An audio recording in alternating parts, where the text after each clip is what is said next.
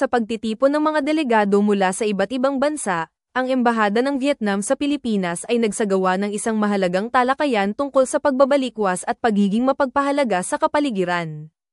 Ang talakayan na ito ay may layuning upang maitaas ang kamalayan ng mga Pilipino sa kahalagahan ng pagmamahal sa ating kalikasan.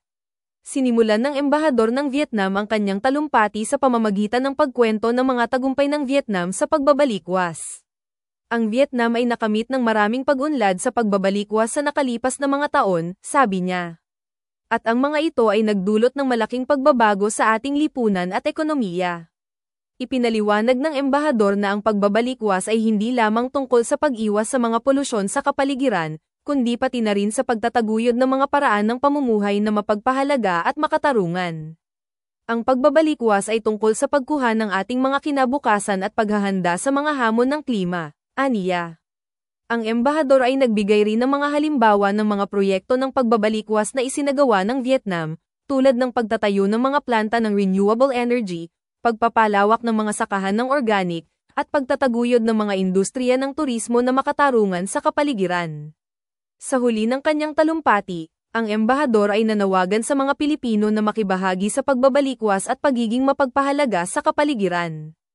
Ang pagbabalikwas ay hindi lamang tungkol sa ating sarili, kundi pati na rin sa ating mga anak at apo, sabi niya. At kailangan natin ng tulong ng bawat isa upang makamit ang isang mas mapagpahalagang kinabukasan. Ang talakayan ay natapos sa pamamagitan ng isang pagtatanong at sagot, kung saan ang mga delegado ay nakapagtanong ng mga katanungan tungkol sa mga proyekto ng pagbabalikwas ng Vietnam at kung paano ito ay maiuugnay sa Pilipinas. Sa pagtatapos ng talakayan, ang mga dumalo ay nakaramdam ng inspirasyon at motibasyon upang makibahagi sa pagbabalikwas at pagiging mapagpahalaga sa kapaligiran. At ang Embahada ng Vietnam sa Pilipinas ay natapos sa isang matagumpay na pagtatanghal ng mga tagumpay ng Vietnam sa pagbabalikwas, at nagbigay ng isang mahalagang mensahe tungkol sa kahalagahan ng pagmamahal sa ating kalikasan. Sa pagpapayo ng Embahador ng Vietnam, ang mga Pilipino ay hinikayat na magkaroon ng malasakit sa kalikasan at sa mga kayamanan ng bansa. Ang mga kayamanan ng Pilipinas, tulad ng mga kaguban, mga ilog, at mga karagatan, ay hindi lamang para sa ating sarili, kundi para sa mga darating na henerasyon, sabi niya.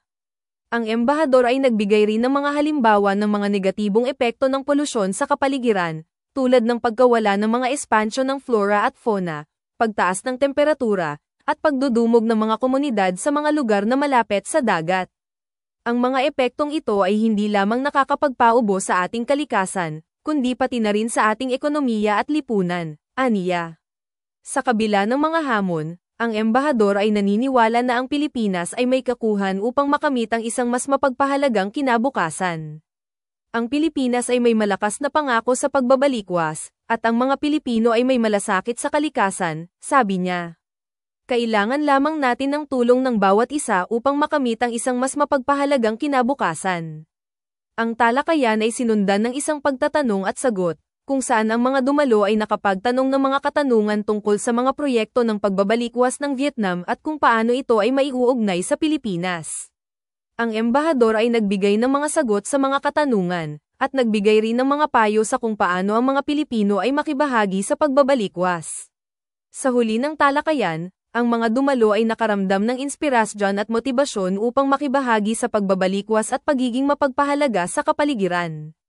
At ang Embahada ng Vietnam sa Pilipinas ay natapos sa isang matagumpay na pagtatanghal ng mga tagumpay ng Vietnam sa pagbabalikwas, at nagbigay ng isang mahalagang mensahe tungkol sa kahalagahan ng pagmamahal sa ating kalikasan.